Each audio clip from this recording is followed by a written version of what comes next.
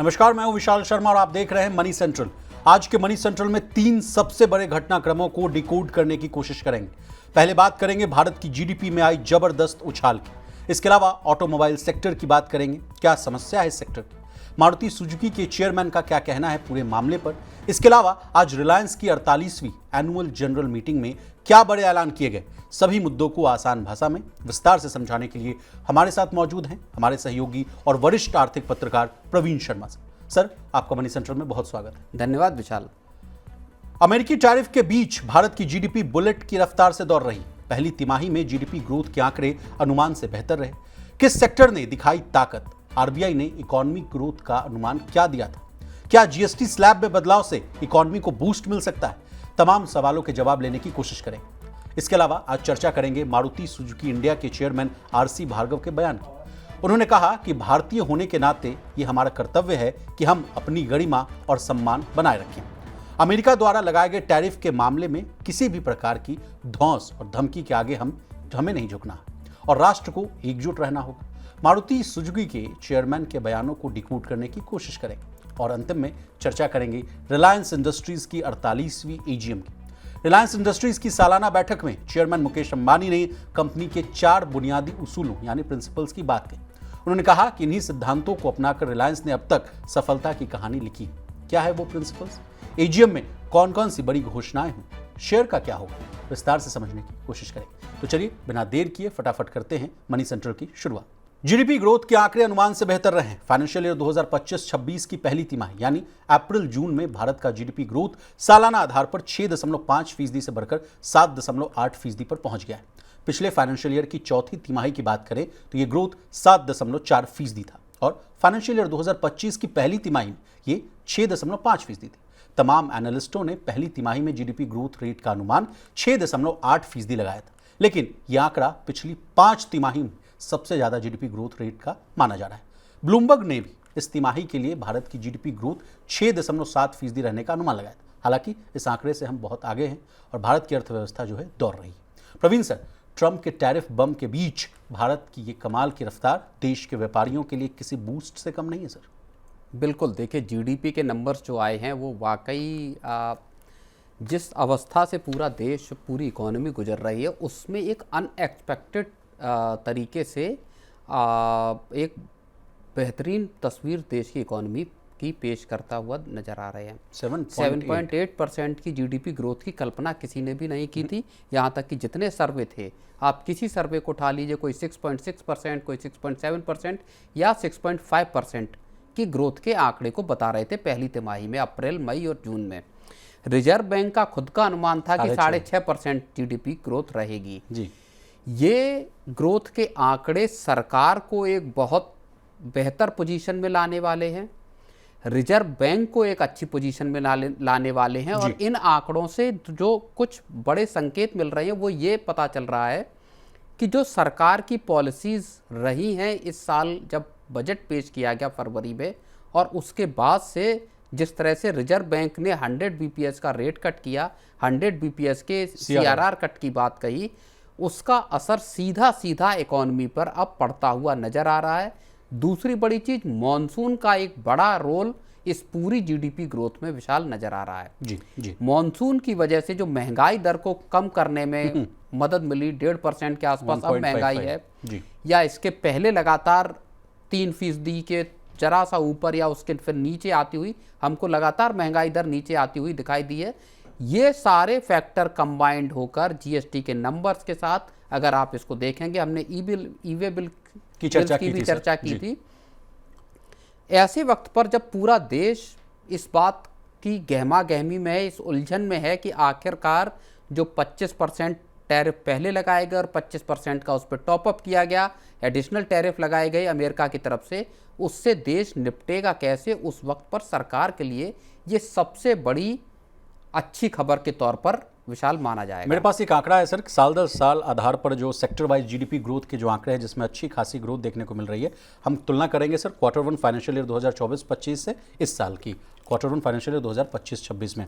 असर जो प्रमुख डेटा आ रहा है इलेक्ट्रिसिटी में, कहा जा रहा है कि पिछले साल 0.5% थी ग्रोथ, वो अब 10.2% हो गई। कंस्ट्रक्शन का कहा जा रहा है कि 10.1% थी, हालांकि उसमें अब गिरावट है 7.6। ट्रेंड और होटल्स की बात की जाए सर तो 5.4% था पिछले साल, अब 8.6% है। अब फिन और रियल एस्टेट की बात की जाए तो उसमें 6.6% था पिछले साल, वो अब 9.5 है सर। और पब्लिक एडमिनिस्ट्रेशन 9 था, वो 9.8 के आसपास है। तो तमाम जो डेटा बता रहे हैं सर, तस्वीर कुछ बेहतर साबित होती हुई नजर आ रही है, अच्छी खासी चेंज देखने को मिल रही है।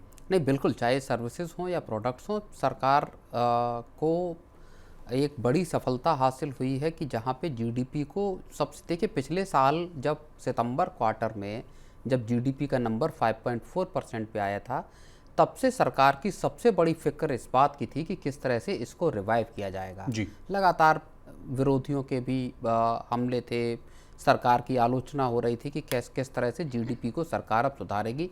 ऊंची महंगाई थी और ऊंची ब्याज दरें थी, दोनों चीज़ें एक साथ थी और सरकार के सामने संकट था कि जिस तरह का स्लो डाउन दिखाई दे रहा उसमें वो उभरेगी कैसे। इसके बाद सरकार ने स्ट्रेटजी बदली। दिसंबर में जब रिजर्व बैंक के गवर्नर बदले गए, उसके बाद जब फरवरी में पहली वो आरबीआई की मॉनेटरी पॉलिसी हुई, वहीं से रेट कट की सौगात मिलनी शुरू हुई। सरकार ने अपना फुल थ्रॉटल लगा दिया इस बात में कि किसी भी तरह से हमको इकॉनमी को अब यहाँ से ऊपर लेके जाना है। उसमें फिर आपका चाहे 12 लाख तक टैक्स छूट हो, 8वें वेतन आयोग का ऐलान हो, या फिर आपका रिजर्व बैंक की लगातार रेट कट हो, और उसका असर अब दरअसल इकॉनमी पर दिखना शुरू हुआ। यानी सरकार की जो पॉलिसी और रिजर्व बैंक की जो सोच थी, करीब 12 लाख करोड़ का रिजर्व बैंक ने सरप्लस जो पैसा था वो सिस्टम में डाला, बैंकिंग सिस्टम में 12 लाख करोड़ रुपए की लिक्विडिटी डाली।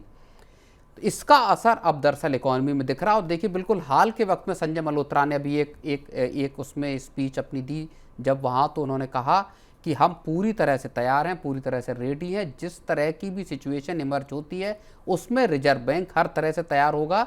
जो भी कदम उठाने होंगे इकॉनमी को बूस्ट करने के लिए वो हम उठाएंगे जी। तो मुझे लगता है कि अब शायद रिजर्व बैंक को उतना चिंतित अब होने की जरूरत नहीं है। महंगाई कम है, सिस्टम में लिक्विडिटी भरपूर है, रेट्स नीचे हैं, मॉनसून अच्छा है। अब केवल जो चिंता है वो दरअसल एक्सपोर्ट ड्रिवन जो पूरा बिजनेस है उसको बचाया कैसे जाए, इसको लेके चिंता है। वहां क्या आरबीआई की जरूरत बिल्कुल टारगेटेड पॉलिसी के तौर पे पड़ेगी, यानी लाइक जैसे कि मॉरेटोरियम देने की बात हो जी, क्रेडिट किस तरह से जो एक्सपोर्ट ओरिएंटेड यूनिट्स हैं उनको क्रेडिट लाइन किस तरह से मुहैया कराई जाए, जॉब्स कैसे बचाई जाएं। अब हो सकता है इसका, अब मैं एक आपको चीज़ बताता हूं कि जब अक्टूबर में मॉनेटरी पॉलिसी की बैठक होगी, हो सकता है उसमें अब आरबीआई को रेट कट करने की ज़रूरत ना पड़े। जी। लेकिन सर कुछ दिन पहले ही जो बयान उनके आए थे आरबीआई गवर्नर साहब के, उन्होंने कहा कि जिस सेक्टर पर सबसे ज़्यादा मार पड़ेगी उस सेक्टर को बचाने के लिए हम सबसे पहले आगे पहुंचेंगे। हूबहू उनके बयानों से ही सिमिलर आज वित्त मंत्री निर्मला सीतारमण साहब का भी जो बयान है वो भी आता हुआ दिख रहा है। वो भी कह रही हैं कि जो कुछ भी बनेगा हम इकॉनमी को बचाने के लिए, सर्वाइव करने के लिए हम सब कुछ, हर कदम जो है वो उठाने के लिए तैयार हैं। निर्मला सीतारमण के बयानों को भी आप कैसे देख रहे हैं और उन्होंने क्या कहा है बात, ये भी बताइए। देखिए, फियो के साथ जो आपका एक्सपोर्टर्स का जो एसोसिएशन है, फियो देश का सबसे बड़ा, उसके जो प्रतिनिधि थे उनके साथ उनकी कल मुलाकात हुई है। वित्त मंत्री की मुलाकात इसी बैकड्रॉप में हुई है जहां 50% का टैरिफ लगा है, 27 अगस्त से लागू हो गया। और उसके बाद से अब ये पूरा है कि आखिर जो टेक्सटाइल हैं, जेम्स एंड ज्वेलरी है या फुटवेयर है, इन तमाम सेक्टर्स में नौकरियों को और बिजनेसेस को बचाया कैसे जाएगा। जी।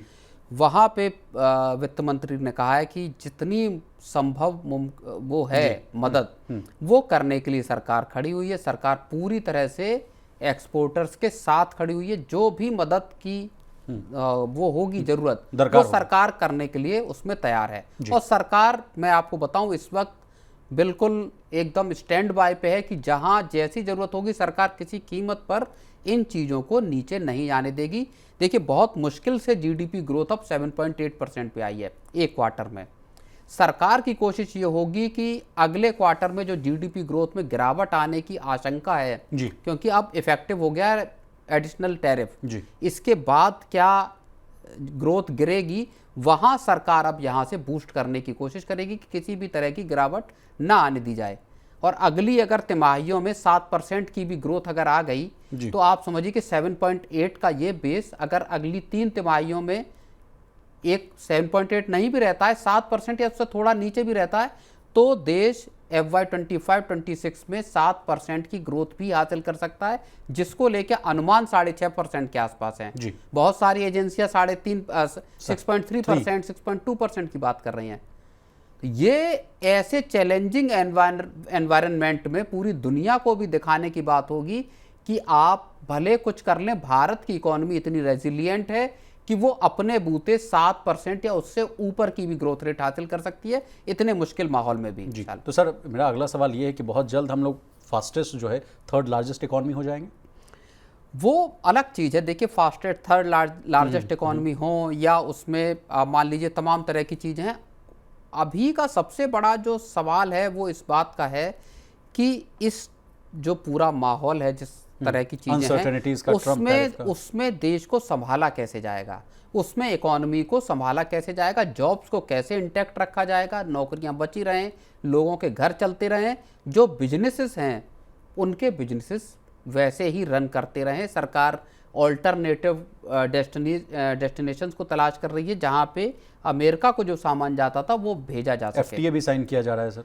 बिल्कुल, तो सरकार उस तमाम प्रक्रिया में लगी हुई है जहां पे कि जो झटका है उसको मिनिमल किया जा सके, उसका असर बिल्कुल न्यूनतम लाकर रखा जाए। तो सर, अब माना जाए कि जो तमाम खबरें जो आ रही थी कि जो ट्रंप के टैरिफ से 0.5% का जो डेंट आएगा जीडीपी में, वो अब खबरें अब धीरे धीरे छिन्न होने लगेंगी। देखिए, अब 0.5% की जो आप झटके की बात कर रहे हैं, यानी 6.5% से घट के 6% की, मैं ये कह रहा हूं कि हो सकता है 7% ग्रोथ रहे, क्योंकि ये जो पहली तिमाही का आंकड़ा है ये आप समझिए कि पूरी की पूरी ग्रोथ को वो देगा ना आप। हाँ बिल्कुल भाई, अगली तिमाही में अगर कुछ कम भी ग्रोथ होती है तो एवरेज आउट जब आप करेंगे तो हो सकता है कि 7% या 6.9% या 6.8% की ग्रोथ रहे जी।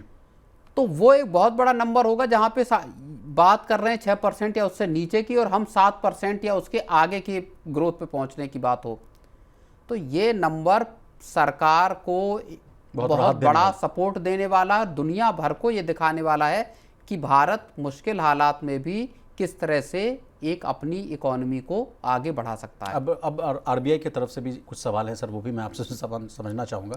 कहा जा रहा है कि अब रेट कट नहीं होगा, जैसा कि आप भी कह रहे हैं सर कि जो कि अच्छे खासे नंबर्स आ रहे हैं, महंगाई काबू में, मानसून की अच्छी तस्वीर है और कंजम्पशन भी धीरे धीरे अच्छा खासा बिल्डअप हो ही रहा है। तो क्या सर, अगर नेक्स्ट MPC है तो वहाँ रेट कट की उम्मीद छोड़ दें? नहीं, मुझको अब ऐसा ही लगता है कि शायद अब देखिए आरबीआई रेट कट क्यों करेगा, इसके पीछे वजह क्या होती है। एक तो वजह यह है कि आपको ग्रोथ को बढ़ाना है, दूसरी चीज ये है कि महंगाई कम है और आपका बाकी क्रेडिट ऑफ टेक बढ़ाना है, इकोनॉमी में रफ्तार डालनी है। अब अगर इकोनॉमी 7.5% या उससे ऊपर की रफ्तार से आगे बढ़ रही है, महंगाई स्टेबल पोजीशन में है, बैंकों के पास पर्याप्त पूंजी है, मतलब सरप्लस पूंजी है बैंकों के पास, क्रेडिट ऑफ टेक ईजीली हो रहा है, बैंकों के पास डिपॉजिट्स भी आ रहे हैं, तो फिलहाल आरबीआई अपने रेट कट के जो पूरा दौर है उसको लगाम लगा सकता है जी। आरबीआई अगली एक तिमाही या 2 तिमाही और देख सकता है कि चीजें किस तरह से पैन आउट हो सकती हैं। जो कदम आरबीआई को आज उठाना वो हो सकता है कदम आरबीआई अगली एमपीसी में उठाए, इसके बाद अक्टूबर के बाद जब दिसंबर में एमपीसी होगी, जो बैक टू बैक जैसे जो रेट कट हो रहे थे वो अब ना हो। 100% का आरबीआई ने 3 ट्रेंचेस में 100% का एक जबरदस्त बूस्ट दिया इकोनॉमी को जी। और उसका असर अब दिखाई देता हुआ, मतलब असर दिख रहा है उसका। चलिए सर, आगे बढ़ते हैं। भारतीय प्रोडक्ट्स पर अमेरिका का 50% टैरिफ 27 अगस्त से लागू हो गया है और इसका असर कई तरह के प्रोडक्ट्स पर देखने को भी मिल रहा है। इसी बीच मारुति सुजुकी इंडिया के चेयरमैन RC भार्गव ने कहा कि भारत को अमेरिकी दबाव और 50% टैरिफ का मजबूती से सामना करना होगा। उन्होंने साफ कहा कि इस समय देश को एकजुट होकर सरकार का समर्थन करना चाहिए और किसी भी तरह की बुलिंग के आगे झुकना नहीं चाहिए। प्रवीण सर, RC भार्गव ने GST सुधारों को बड़ा और ऐतिहासिक कदम बताया। उन्होंने उम्मीद जताई कि छोटे कारों पर जीएसटी दर जो है 28% से घटकर 18% तक की जा सकती है, जिससे इंडस्ट्री को मजबूती मिलेगी और रोजगार के अवसर भी बढ़ेंगे। सर, अगर सरकार जीएसटी में बदलाव करती है तो क्या छोटे कार मार्केट में नई जान आ जाएगी? इस तरह से जो हम लोग कार सेल्स का जो आंकड़ा लगातार डिस्कस कर रहे हैं और कहा जा रहा है कि संकट जो है वहाँ बहुत ज़्यादा है, तो वो सब समस्या से हम लोग पार पा लेंगे। जीएसटी रिवीजन के जो सबसे बड़े बेनिफिशियरीज होंगे वो मारुति होगी, उसमें एक मारुति का नाम होगा। और इसीलिए आरसी भार्गव इस बात को कह रहे हैं कि साहब ये जो राहत है 28% से 18% लाने की, ये राहत उनके लिए सबसे बड़ी राहत है। बाकी की जो ट्रम्प को लेके और टैरिफ को लेके बातें कह रहे हैं वो आपने बताई दी। क्या जो स्ट्रेस में पूरा का पूरा ऑटो सेक्टर चल रहा था उसको इस रेट कट का फ़ायदा मिलने वाला है, ये एक बड़ा सवाल है। 28% और प्लस उसके ऊपर जो सेस और सरचार्ज बाकी चीज़ें जो लग रही थी वो अगर हटके 18% पे आता है तो सबसे पहली राहत मिलेगी छोटी कारों को, जहाँ पे बायर रुके हुए थे, जिनके पास पैसा इतना नहीं था कि वो गाड़ियाँ खरीद पाएँ। ऊंचे टैक्सेस की वजह से लोग गाड़ी लेने में परेशान थे कि 4-5 लाख की गाड़ी भी 7-8 या 9 लाख की बैठ रही है। वहाँ उस तबके को एक बहुत बड़ी राहत मिलेगी और मुझे लगता है कि छोटी गाड़ियों की बिक्री को यहाँ से एक ज़बरदस्त रफ्तार मिलने वाली है।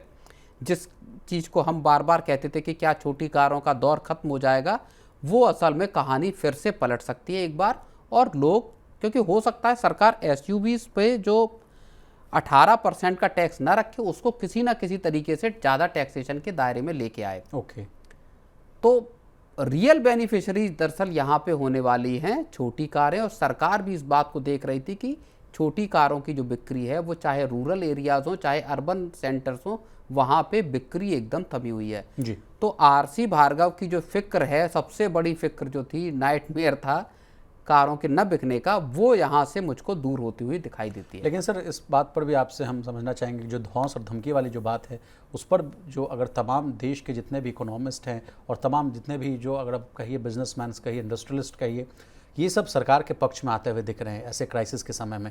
इन मुद्दों को आप कैसे देख रहे हैं sir? It is for benefit for the बिल्कुल, कंट्री। देखिए ये इसमें केवल और केवल आप कहें इंडस्ट्रियलिस्ट ही ऐसे नहीं है जो कि ये मान के चल रहे हैं कि सरकार को झुकना नहीं चाहिए। पूरे और पूरे देश का एक जो सेंटीमेंट है, अगर आप ब्रॉडर सेंटीमेंट को देखेंगे तो देश का कोई भी शख्स ऐसा नहीं होगा जो ये कहेगा इस वक्त कि सरकार को अमेरिकन बुली जो टैक्टिक्स हैं उसके आगे सरकार को झुकना चाहिए, उसके आगे सरकार को लार्जर इंटरेस्ट ऑफ फार्मर्स या आपके डेयरी फार्मर्स हैं उनके इंटरेस्ट को कंप्रोमाइज़ करना चाहिए। और सरकार यहाँ पे मजबूती से खड़ी है। साफ तौर पे सरकार अब ये कह रही है कि हम अपने राष्ट्रीय हितों के आगे किसी तरह का समझौता नहीं करेंगे, चाहे अमेरिका हो या कोई और देश हो जी। और इसी बात को जितने भी आपके इंडस्ट्रियलिस्ट हैं या इकोनॉमिस्ट हैं वो भी कह रहे हैं कि सरकार की नीति ठीक है, आपको अगर भारत के साथ डील करनी है। और जिस तरह के जो एडिशनल टैरिफ 25% का लगाया गया वो साफ तौर पे एक आप कहें अनजस्टिफाइड है, उसका कोई मतलब बैठता नहीं है कि आप रशियन ऑयल ले रहे हैं, रशिया के साथ दुनिया भर की डील्स हैं, चाइना की है, दुनिया के दूसरे देशों की है, लेकिन भारत पर टैरिफ लगाना तो वो जस्टिफाइड किसी तरीके से किया नहीं जा सकता। और इसी वजह से सारे लोग साथ खड़े हैं। सरकार का रुख जो है वो साफ है, अमेरिका को अपना देखना है कि किस तरह से कर सकते हैं। हालांकि दोनों देशों ने कहा है कि बातचीत के नहीं सर, कई इकोनॉमिस्ट ये भी कह रहे हैं कि देखिए अगर ये टेम्पररी मामला रहता है तो तब तो चिंता की उतनी बात नहीं है, लेकिन अगर लॉन्गर रन में अगर ये चीज़ कंटिन्यू रहती है, मान लीजिए 50% जो इफेक्टिव रहेगा, लंबे समय तक रहेगा, तब उसका इम्पैक्ट देखने को मिल सकता है। लेकिन इसके साथ ही मैं आपको ये भी कह दूं कि तमाम जितने भी मार्केट एक्सपर्ट्स भी हैं सर, जैसे मधुसूदन केला साहब हो गए, नीलेश शाह साहब हो गए और तमाम जितने भी इकोनॉमिस्ट हैं, वो ये भी बात कह रहे हैं कि घबराने की कोई ज़रूरत नहीं है, इट्स एन अपॉर्चुनिटी। अगर गिरावट आ रही है तो उसमें खरीदारी भी कीजिए। तो दो सवाल हैं आपसे। नहीं, देखिए मार्केट्स में गिरावट में ख़रीदारी करने का तो सारी चीज़ें जो हैं वो मार्केट एक्सपर्ट एनालिस्ट्स जो हैं बताते हैं। मैं उस पक्ष में नहीं जाऊंगा कि मार्केट्स में क्या करना है। स्टॉक मार्केट में लोग अपना डिस्क्रेशन का इस्तेमाल करें और अच्छे जो सेबी रजिस्टर्ड एडवाइजर्स हैं उनकी सलाह माने। मेरा कहना यह है कि जो जैसे जेफरीज के क्रिस वुड हैं, अभी उनकी एक रिपोर्ट आई जिसमें उन्होंने कहा कि भारत को 50 से 60 बिलियन डॉलर का झटका लगना तय है इस एडिशनल टैरिफ के चलते। 50-60 बिलियन डॉलर का यानी पूरा कारोबार एक तरह से स्टेक पे आ रहा है, खतरे की जद में है। क्या हम इतने कारोबार को डाइवर्सिफाई नहीं कर सकते? अब देखिए, क्राइसिस ड्रिवन पॉलिसी बनाना, और इस बात को कल भी हमने इसका को डिस्कस किया था, क्राइसिस ड्रिवन पॉलिसीज़ तैयार करना और क्राइसिस से पहले पॉलिसीज़ बना के रखना, दोनों में फ़र्क होता है। अब आप जो पॉलिसीज़ बना रहे हैं वो एक क्राइसिस आपके सामने आके खड़ी हो गई, अब आप उसके हिसाब से पॉलिसी बना रहे हैं। वेकअप कॉल है, ये करना चाहिए, वो कर लेना चाहिए, झुकना नहीं चाहिए, दबना नहीं चाहिए, ये सारी चीज़ें अलग हैं। सरकार की पॉलिसीज़ बहुत पहले से तैयार होनी चाहिए थी, जो कि लॉन्गर रन के लिए हो, 15 साल 20 साल के लिए, कि स्टेबल पॉलिसी फ्रेमवर्क हो, कि आपके सामने कल को कोई एक्सटर्नल फैक्टर या इमरजेंसी कुछ आ जाए, हाँ, कोई इमरजेंसी सिचुएशन हो या कोई एक्सटर्नल फैक्टर आपके लिए चीज़ों को गड़बड़ा दे। मान लीजिए आपकी ऑयल बास्केट है, ऑयल परचेज पे किसी आप एक कंट्री पे पूरी तरह रिलाई कर गए, किसी कंट्री, एक कंट्री से आप 70-80% ले रहे हैं, बाकी का आपका पूरा परचेज एक दो बाकी, हाँ, 10-10%, 5-5% है। अब कोई किसी एक मौके पे वो कंट्री सडनली आपको ऑयल देने से मना कर दे, तो आपका पूरी एनर्जी सिक्योरिटी खतरे में पड़ जाती है। ठीक है, इसीलिए पूरा ऑयल बास्केट जो है वो आपका डाइवर्सिफाई होता है, 4 से 8 जगह से आप तेल लें ताकि आप वहाँ पे बैलेंस कर सकें जी। इसी तरह से पॉलिसीज़ आपकी तैयार होनी चाहिए लॉन्गर रन के लिए, कि अगर किसी एक कंट्री से हमारी चीज़ें ख़राब होती हैं, जो कि मेजर पार्टनर है, अमेरिका जैसा एक बड़ा पार्टनर है, वहाँ चीज़ें अगर ख़राब होती तो आपके पास दूसरे विकल्प क्या हैं। अगर डाइवर्सिफिकेशन की तैयारी पहले होती तो हम इस झटके को आराम से झेल सकते थे। जी जी जी, चलिए सर आगे बढ़ते हैं। आरआईएल के चेयरमैन यानी रिलायंस इंडस्ट्रीज के चेयरमैन और एमडी मुकेश अंबानी ने लाखों निवेशकों का इंतजार खत्म कर दिया है। उन्होंने आज रिलायंस की 48वीं एजीएम में जियो के आईपीओ लाने का ऐलान किया। उन्होंने बताया कि कंपनी की ओर से सभी तैयारियां पूरी की जा चुकी और अनुमान है कि साल 2026 के मध्य तक यानी जून तक इसका आईपीओ उतार लिया जाएगा। फिलहाल कंपनी इसके पेपर तैयार कर जल्द ही मार्केट रेगुलेटर सेबी के पास जमा करने की भी प्लानिंग कर रही है। प्रवीण सर, इसके अलावा मुकेश अंबानी ने कंपनी के 4 बुनियादी उसूलों की भी बात की है। उन्होंने कहा कि इन्हीं सिद्धांतों को अपनाकर रिलायंस ने अब तक सफलता की कहानी लिखी है। जैसे कि कुछ मैं सिद्धांतों को मैं पढ़ रहा हूँ प्रवीण सर, जैसे जो भारत के लिए फ़ायदेमंद है वही रिलायंस के लिए भी सही है। हमेशा ऐसे बिजनेस बनाओ जो भविष्य के लिए भी हो, यानी जो आने वाले समय में देश और दुनिया की ज़रूरत बने। बिजनेस को ऐसे बनाओ कि वो न सिर्फ भारत में बल्कि पूरी दुनिया में सबसे बड़े, सबसे बेहतर और भरोसेमंद, बेहतर टैलेंट यानी कर्मचारियों की और नई नई टेक्नोलॉजीज यानी कटिंग एज टेक्नोलॉजी में लगातार निवेश करने की भी उन्होंने बात कही है। इसके अलावा सर एजीएम में कई बड़े ऐलान किए गए। प्रवीण सर, हम आपसे समझना चाहेंगे कि क्या रहा आज का ये एजीएम वाला मामला? नहीं, एजीएम में देखिए सबसे बड़ा ऐलान तो जियो के आईपीओ का है। सबसे बड़ी खबर यही है, जिस चीज़ का मुकेश अंबानी 44 लाख अपने जो शेयर होल्डर्स हैं उनको संबोधित कर रहे थे, और उसमें सबकी नज़रें अगर जो टिकी थी तो वो इस बात पे टिकी थी कि रिलायंस अपने जियो प्लेटफॉर्म को लेके और रिलायंस डिजिटल को लेके, इनके दोनों के आईपीओ को लेके क्या ऐलान करने वाली है। अब वहाँ पे आज एक बड़ा ऐलान ये हो गया कि अगले साल की जो अगले फिस्कल ईयर होगा उसकी पहली छमाही में जून के जियो का आईपीओ आ जाएगा। तो एक तो सबसे बड़ी खबर ये है, क्योंकि ये एक मेगा आईपीओ हो सकता है, देश का अब तक का सबसे बड़ा आईपीओ हो सकता है, एक बहुत बड़ी वैल्यूएशन पे आ सकता है, वैल्यू अनलॉकिंग का चांस है, और देश भर के जो इन्वेस्टर्स हैं उनको एक मौका मिल सकता है कि वो इसमें अप्लाई करें और फिर लिस्टिंग वगैरह का जो भी हिसाब होता है उस हिसाब से। 50 करोड़ कस्टमर्स की बात कही उन्होंने कि जो जियो के कस्टमर्स की तादाद है वो 50 करोड़ पहुंच गई। हम 0 रुपये में यानी फ्री में किसी से भी बात करने की या कहीं पे भी देश भर में बात करने की सहूलियत के साथ जियो को लेके आए, ये बात कही वहाँ पे। और अब इसके एक्सपेंशन को कई तरह से किया जा रहा है, चाहे जियो की टीवी को लेके बात हो या बहुत सारे प्रोडक्ट्स की आज उन्होंने यहाँ पे चर्चा की, जो कि जियो के जो पूरा डिजिटल प्लेटफॉर्म है उसको एक्सपेंड करने की गूगल के साथ एक करार है, जिसमें कि आपका एआई को लेके बड़े प्लान्स बनाए गए हैं, जिसमें रिलायंस इंटेलिजेंस करके एक नई सब्सिडरी खोलने की बात कही गई है। तो रिलायंस के बड़े प्लान हैं और नेक्स्ट लेवल पे पूरे के पूरे ग्रुप को किस तरह से ले जाया जाएगा। उसको लेकर बात कही गई है सबसे। लेकिन बड़ी बात यहाँ पे यही है कि जियो का आईपीओ आने वाला है। लोगों को जिस चीज़ का इंतज़ार था, अब वो इंतज़ार खत्म हो गया। 7-8 महीने में अगले रिलायंस जियो का आईपीओ आएगा और जियो फाइनेंशियल के बाद एक दूसरी जो कंपनी है जो कि वहाँ पे जी। सर, जियो पाइपलाइन में कुछ नई लॉन्चेस की भी मैं बात करूँ, रिया को लेकर कहा जा रहा है कि कंटेंट पर जो है वॉइस सर्च की जो सुविधा है वो दिया जा सकता है। सर, वॉइस प्रिंट की बात कही जा रही है, कहा जा रहा है कि भारतीय भाषाओं में आर्टिफिशियल इंटेलिजेंस की डबिंग प्लस लिप सिंकिंग वाला भी जो मामला है उसको भी देखा जाएगा। जियो लेंस, इसमें कहा जा रहा है कि पर्सनलाइज्ड व्यूइंग ऑप्शन जो है इसको दिया जाएगा। फिर मैक्स व्यू 3.2, इसकी भी बात कही गई, कहा जा रहा है कि multi angle, multi language, emerging जो है क्रिकेट का अनुभव जो है वो हमारे व्यूअर्स को दिया जाएगा। तो तमाम तरह की बातें कही गई है सर एजीएम में। रिलायंस अब असल में देखिए ऑयल से जो थी ना, ऑयल टू केमिकल वाला जो था बिजनेस, उससे कहीं बड़े अब चीज़ों की तरफ बढ़ती हुई दिखाई दे रही है। नई पीढ़ी की कंपनी के तौर पर खुद को तब्दील करना चाह रही है। वजह उसकी ये भी है कि ऑयल का पूरा बिजनेस जो है वो अब शिफ्ट होता हुआ दिखाई दे रहा है ग्रीन एनर्जी पर, सोलर पर, और वहाँ भी रिलायंस के बड़े प्रोजेक्ट्स जो आपका रिन्यूएबल एनर्जी हो वहाँ हो, रिटेल हो या जियो हो, वहाँ पे पूरा का पूरा अब एक चेंज होता हुआ रिलायंस में दिखाई दे रहा है। और चूंकि नई पीढ़ी उत्तराधिकार के तौर पर आ गई है और वो पूरे के पूरे बिजनेसेस को संभाल रही है, ऐसे में रिलायंस अब जो नई दुनिया की नई कंपनी बनने इसी को लेकर सर एसएनपी की एक रिपोर्ट भी है सर, उसको भी मैं कोट करना चाहूँगा। वो कह रहे हैं कि फाइनेंशियल ईयर 22 में अगर डिजिटल प्लस रिटेल का अगर हिस्सेदारी की बात की जाए तो वो 45% था। उसको कहा जा रहा है कि फाइनेंशियल ईयर 26 तक ये 60% हो जाएगा, यानी 15% की बढ़ोतरी इसमें देखने को मिल सकती है। इसके अलावा तमाम ब्रोकरेज हाउस की रिपोर्ट्स भी हैं सर। 40% पे रह जाएगा फिर ऑयल टू केमिकल का बिजनेस। इसका मतलब अगर 60% पे रिटेल और जियो आ जाएगा तो 40% पे फिर आपका ऑयल और केमिकल का बिजनेस आ जाएगा, पेट्रोकेम का बिजनेस आ जाएगा। तो ये बहुत महत्वपूर्ण चीज़ें हैं क्योंकि दुनिया की सबसे बड़ी रिफाइनरी जामनगर में रिलायंस की रिफाइनरी है, state of the art refinery है।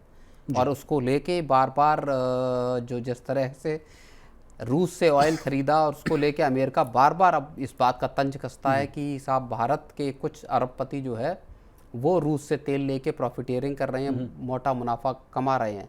तो जो रिलायंस की जामनगर रिफाइनरी में ही वो ताकत है जो कि यूराल ऑयल बोला जाता है रूस का, भारी हैवी क्रूड है, उसको रिफाइन करने की कैपेसिटी है और उसके बाद उसको आज के एजीएम में प्रवीण सर उन्होंने ग्लोबल अनसर्टेनिटीज़ को लेकर भी बहुत सारी बातें कही। कहा है कि जो समस्या है वो बदस्तूर जारी है और कब इसको देखा जाएगा, कब सिम्प्लीफाई होगा, ये भी देखना होगा। लेकिन सर इसी बीच जो है आज शेयर में भली जो एजीएम के बाद जो है तगड़ी पिटाई देखने को मिली, 2% गिरावट के साथ कारोबार कर रहा है। लेकिन तमाम जो ग्लोबल उसमें मुझे लगता है कि जो इन्वेस्टर्स चीज़ों की उम्मीद कर रहे थे क्या उनको वो नहीं मिला। कुछ आगे एनालिस्ट भी इस बात पे रोशनी डालेंगे कि आखिर क्या एक्सपेक्टेशंस थी जो कि इन्वेस्टर्स की पूरी नहीं हुई, जिस वजह से एकदम चढ़ने के बाद जब जियो का आईपीओ आया उसकी बात कही गई तब एकदम रिलायंस का स्टॉक तेज़ी से ऊपर चढ़ा और उसके बाद फिर अचानक से उसमें गिरावट दर्ज की गई। तो किन फैक्टर्स की वजह से गिरावट दर्ज की गई? क्या जो 2030 तक पूरे कारोबार को डबल करने की एक बात कही गई थी मुकेश अंबानी के द्वारा पहले एजीएम में, हाँ, वो अब नहीं हुई, होती हुई दिखाई, या उसमें कोई बात किसी तरह की चर्चा नहीं हुई, इस वजह से मार्केट गिरा, मतलब शेयर गिरा, या रिटेल के आईपीओ को लेके कोई टाइमलाइन नहीं आई। तो कई ऐसी चीज़ें हैं जो अब आगे पता चलेंगी कि आखिर इन्वेस्टर्स का किस तरह का मूड अब इस स्टॉक में है। चलिए प्रवीण सर, आपका बहुत शुक्रिया, आपने कीमती समय निकाला, तमाम विषय को बहुत ही आसान भाषा में विस्तार से समझाने की कोशिश की। तो आज के मनी सेंट्रल में बस इतना ही। इसी तरह देश, दुनिया और बिजनेस जगत से जुड़ी तमाम ताज़ा तरीन खबरों के लिए बने रहिए हमारे साथ और देखते रहिए मनी 9।